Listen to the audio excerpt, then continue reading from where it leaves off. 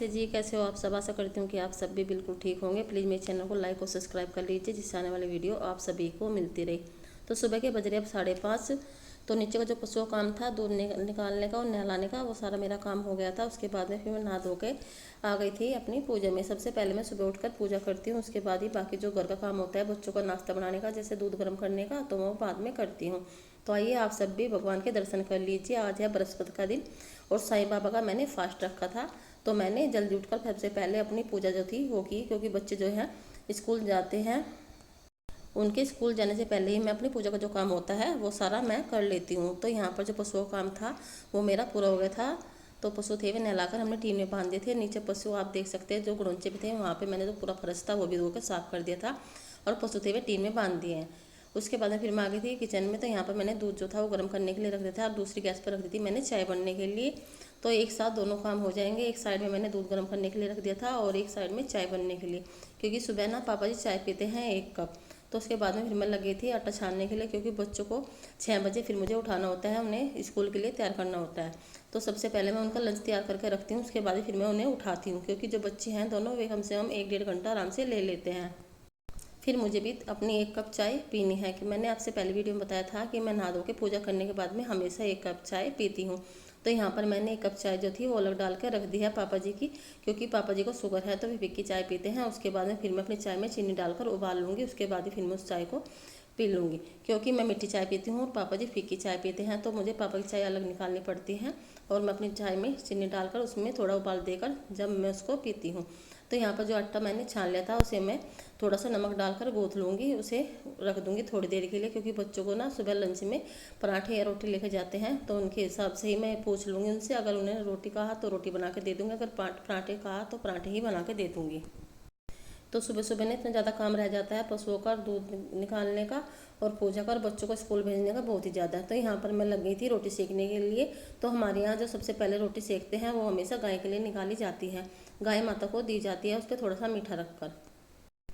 तो यहाँ पर मैं जल्दी जल्दी से नाश्ता बना लेती हूँ। जो बच्चे थे मैंने उठा दिए थे, अभी वे अंदर लौट रहे हैं, फिर उन्हें उसके बाद में ही तैयार करूँगी। पूजा में और किचन में मैं पहले ही साफ़ कर लेती हूँ नहाने से पहले ही। फिर उसके बाद में ही मैं पूजा में पोछा लगा कर छोड़ देती हूँ। इतने में नहा के आती हूँ तो पोछा जो होता है वो सूख जाता है। उसके बाद में किचन में भी साफ़ करके ऐसे छोड़ देती हूँ, क्योंकि किचन में भी मैं नाश्ता बनाती हूँ। तो इतने जो मेरा पोछे का और झाड़ू काम था बाहर का वो मैं बाद में करती हूँ। जहाँ मुझे ज़रूरत होती है वहाँ पर मैं झाड़ू पोछा पहले ही कर लेती हूँ। तो यहाँ पर मैंने जो गाय की रोटी थी वो अलग मैंने सेक के रख दी थी। उसके बाद में फिर मैं लग गई थी बच्चों का नाश्ता बनाने के लिए, क्योंकि उन्होंने पराठे बोले थे, क्योंकि आज भी पराठे लेकर जाएंगे और साथ में आलू। और बच्चे जो हैं दोनों अन्नवार साथ में सॉस भी लेके जाते हैं। अगर आलू की सब्ज़ी लेके जाते हैं तो वे सॉस हमेशा साथ लेकर जाते हैं, बिना सॉस के आलू नहीं खाते हैं। इसी का जो है वो आलू से ही नाश्ता कर लेती है स्कूल में जो लंच देती हूँ मैं उनका। तो यहाँ पर तीनों बच्चों के मैंने एक ही पराठे बनाया, क्योंकि वे 2-2 पराठे नहीं खाते हैं, एक ही लंच में लेके जाते हैं। मैं डेली बच्चों को अलग अलग सब्जी बनाकर देती हूँ। लंच में ज़्यादातर आलू की सब्जी ही बनाकर देती हूँ। कभी मैं आलू फ्राई करके देती हूँ, कभी टमाटर और आलू की सब्जी हरी मिर्च डाल के बना देती हूँ, और कभी कभी शिमला मिर्च की सब्जी भी। तो यहाँ पर जो बच्चों के पराठे थे मैंने सेक दिए हैं। बीच में मुझे करना था दोनों बच्चों का दूध मीठा, क्योंकि दोनों बच्चे जो है शक्कर का दूध मीठा पीते हैं और इसी का जो है वो चीनी का मीठा दूध पीती है। अर्नव वारा और ऋषि का सुबह नाश्ता नहीं करते हैं, वे सिर्फ दूध पी के ही स्कूल जाते हैं, क्योंकि लंच जो है वो स्कूल में करते हैं। तो यहाँ पर मैंने 3 बड़े साइज़ के आलू ले लिए हैं और उधर इंडक्शन पर रख दी थी मैंने कढ़ाई, उसमें डाल दिया था थोड़ा सा तेल। इसमें जो आलू है मैंने कट करूँगी तो तेल था वो भी हमारा गर्म हो जाएगा।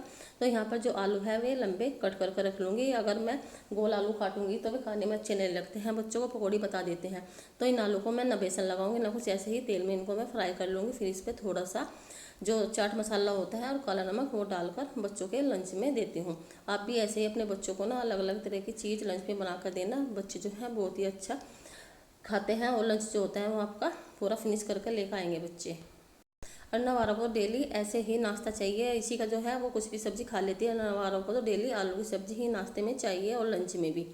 तो यहाँ पर जो आलू है वे मैंने फ्राई करने के लिए कढ़ाई में छोड़ दिए हैं। जब भी अच्छे से भुन जाएंगे, यानी कि हल्के से ब्राउन हो जाएंगे, उसके बाद में फिर मैंने कढ़ाई में से निकाल लूँगी। तो यहाँ पर मैं लग गई हूँ तीनों बच्चों के लंच पैक करने के लिए, कि तीनों बच्चे अलग अलग लंच लेकर जाते हैं। इतने जो कढ़ाई में आलू पड़े हैं बीच में मैं उन्हें भी घुमाती रहूँगी जिससे वे लगे नहीं। तो यहाँ पर जो बच्चों के पराठे थे वो मैंने टिफ़िन में पैक करके रख दिए हैं। तो आज वे 2 टिफ़िन लेके जाएंगे, एक में पराठा और सॉस और ये आलू है वे अलग से लेकर जाएंगे। तो आप देख सकते हैं जो आलू कलर है वो बिल्कुल ब्राउन होने वाला है। थोड़ी देर में मैंने निकाल कर एक प्लेट में डाल लूँगी और उसमें थोड़ा सा काला नमक डालकर छिड़क कर उन्हें अच्छी तरह से मिक्स कर लूँगी। तो यहाँ पर मैंने तीनों बच्चों को जो लंच थे वे पैक कर दिए हैं।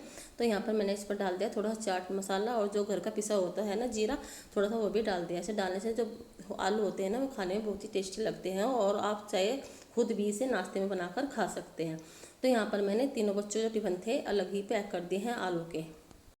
किचन का जो मेरा काम था बच्चों का लंच पैक करने का वो मैंने सारा कर लिया, दूध भी गर्म कर दिया था और चाय का भी। तो उसके बाद में फिर मैं आ गई थी रूम में। दोनों बच्चों को जो मैंने नहला दिया था उनकी मैंने कोई भी नहाने की वीडियो नहीं बनाई है। तो यहाँ पर मैं लगी थी दोनों बच्चों के बाल बनाने के लिए। फिर मुझे उन्हें शूज़ भी पहनाना थी क्योंकि उनके शूज़ जो थे वे नीचे वाले रूम में थे, उन्हें मैं नीचे जाकर ही शूज़ पहनाऊँगी। दोनों बच्चों को तैयार करने में कम से कम आध पौन घंटा तो आराम से लग जाता है। तो यहाँ पर मैंने दोनों बच्चों को जो थे कपड़े पहनाकर यानी कि ड्रेस पहनाकर बैठा दिए थे। तो यहाँ पर इसी का जो थी वो अपने आप तैयार होती है क्योंकि वो बड़ी हो गई है, पर उससे भाई जो है वे तैयार नहीं होते। अगर वो उन्हें तैयार कर दिया है तो लड़ाई होने लगती है। तो यहाँ पर मैंने दोनों बच्चों को तैयार कर बेड पर बैठा दिया। उसके बाद में जो लंच थे मैंने अंदर ही ला कर रख दी थी मेज़ पर ही, क्योंकि अगर किचन में लंच रख देते हैं तो जो बच्चे हैं वे भूल जाते हैं, उनके लंच ले जाना याद नहीं रहता है। तो मैं हमेशा जब भी लंच उनके पैक करती हूँ तो मेज़ पर ही ला के रख लेती हूँ। स्कूल खुलने के बाद में बच्चों का आज पहला दिन था स्कूल का। तो पहले दिन ना बच्चे नर्वस से रहते हैं थोड़े, क्योंकि छुट्टी पड़ जाती है स्कूल की, कम से कम 1 महीने की छुट्टी थी। तो अब स्कूल खुले हैं तो फिर भी दोनों बच्चे जो हैं पूरे खुश होकर स्कूल जा रहे हैं। तो यहाँ पर अपने लंच को देख रहे थे कि मम्मी ने आज लंच में क्या क्या सामान दिया है। तो यहाँ पर जो गमले रखे हैं तो उन गमलों में दोनों बच्चों ने थोड़े से गेहूँ डालकर पेड़ उगा रखे हैं। तो डेली वे अपने पेड़ पौधे देखकर ही जब स्कूल जाते हैं। तो यहाँ पर जब बच्चे स्कूल चले जाते हैं उसके बाद ही फिर मैं पूरे घर की साफ़ सफाई में लगती हूँ। सबसे पहले मैं नीचे आंगन में ही झाड़ू लगाती हूँ क्योंकि हवा चल जाती है, जो आंगन का कूड़ा होता है वो उल्टा सीधा भागता रहता है। जिस साइड में पशु बंधे थे उस साइड में मैंने सारा फर्श जो था वो पहले ही धो दिया था। जो दूसरी साइड का फर्श था वहाँ पर ही झाड़ू मारनी पड़ती है, क्योंकि उधर जब पशु बंधे रहते हैं वहाँ पर ना गोबर और पेशाब हो जाता है। उससे ना जो पैर में मिट्टी होती है गोबर तो पूरे घेर में फैल जाता है। तो सुबह के टाइम ही मैं सारे पेड़ पौधे और जो फर्श होता है वो सारा धो देती हूँ। बस थोड़ा सा ही जो आंगन बचता है वहाँ पर मैं जो लड़का है उससे पूरे फर्श को साफ़ कर देती हूँ। उसके बाद ही फिर मैं जो अपना रूम है उसे आकर साफ़ करती हूँ। अगर मैं पहले अपने रूम में साफ़ सफाई में लग जाती हूँ तो फिर जो आंगन होता है वहाँ पर झाड़ू नहीं लगती है, क्योंकि बाहर ना गैलरी में बहुत आदमी आकर बैठ जाते हैं पापा जी के पास में। फिर पर्दे में ना हमारे यहाँ घूंघट निकालते हैं तो उसमें ना झाड़ू नहीं लगा पाती हूँ, क्योंकि सुबह का टाइम ना शुद्ध हवा चलती है। तो चौतरे पे खाट डालकर सभी वहाँ बैठ जाते हैं। जब धूप निकल आती है तो उसके बाद में फिर गैलरी में बैठ जाते हैं पंखे के नीचे। उससे पहले ही मैं जो गैलरी का और जो आंगन का काम होता है बाहर चौतरे पर वहाँ सारे में साफ़ सफाई कर छोड़ देती हूँ। उसके बाद ही फिर मैं ऊपर आकर अपने रूम में साफ़ सफाई करती हूँ। तो यहाँ पर जहाँ जहाँ फर्श पे पानी भरा हुआ था वो भी मैंने लड़के से अच्छी तरह से साफ़ कर दिया है। तो जो नीचे का मेरा काम था साफ़ सफाई का वो मैंने सारा कर लिया था। उसके बाद फिर मैं आ गई थी ऊपर अपने रूम में। तो यहाँ पर पापा जलाई थी बच्चों की जो ड्रेस तो वो थोड़ी बड़ी आ गई थी, तो उन्हें मैं पैक कर कर रख रही हूँ। तो वे वापस आएगी फिर चेंज होकर दूसरी ड्रेस आएगी, क्योंकि वे थोड़ी लंबाई में ज़्यादा आ गई थी। पापा जी को मैंने 32 नंबर लाने के लिए बोला था, तो पापा जी जो है वो 34 नंबर लेकर आए थे। दोनों भाई की जो ड्रेस थी वो वापस होकर फिर दूसरी ड्रेस आ गई। तो यहाँ पर जो ड्रेस थी वो मैंने पैक कर झोले में टांग दिया। जब भी पापा मुजफ्फरनगर सिटी जाएंगे उन्हें लेकर चले जाएंगे। तो यहाँ पर जो बेड की चादर है डेली मैं ऐसे ही झाड़ कर साफ़ करती हूँ, क्योंकि शाम के टाइम ना बच्चे इन पर खेलते हैं। अगर कुछ भी खाना वाला खा लेते हैं तो थोड़ा बहुत जो खाने का सामान होता है वो बेड पर गिर जाता है, जिससे इस मौसम में ना बहुत कीड़े पतंगे उड़ते रहते हैं। तो जो कीड़ी होती है यानी कि भूरी चींटी वो कहीं ना कहीं से आ जाती हैं और फर्श पर भी बैठ जाती है। कि छोटे बच्चे हैं कभी फर्श पर बैठ कर खेलते हैं और कभी बेड पर, तो पता नहीं चलता। तो यहाँ पर उसके बाद में फिर मैं लगी थी पूरे रूम की साफ़ सफाई करने के बाद में झाड़ू लगाने के लिए। तो ये मेरा डेली रूटीन का काम है बच्चों को स्कूल भेजने के बाद में साफ़ सफाई का और झाड़ू का पोछे का। तो यहाँ पर जो कमरा था वो मैंने पूरी अच्छी तरह से साफ़ करके छोड़ दिया, बस इसमें पोछा लगाना बाकी रह गया था। पहले मैं सबसे पहले मैं झाड़ू लगाती हूँ, उसके बाद फिर मैं डस्टिंग का काम करती हूँ। अक्सर जो हाउसवाइफ होती है हमेशा वे ऐसे करती है। पहले अगर जिसके हस्बैंड जॉब पे जाते हैं या बच्चे स्कूल जाते हैं तो पहले वे अपने हस्बैंड को जॉब पर भेजती है, क्योंकि लंच बनाने में ना बहुत ज़्यादा टाइम लगता है और बच्चों को स्कूल भेजती है। तो उसके बाद ही फिर वे डस्टिंग का और घर की साफ़ सफाई के काम में लगती है। तो मेरा भी यही डेली का रूटीन का काम है। बच्चों के स्कूल भेजने के बाद में फिर मैं सारे रूम की साफ़ सफाई करती हूँ, डस्टिंग का काम भी करती हूँ।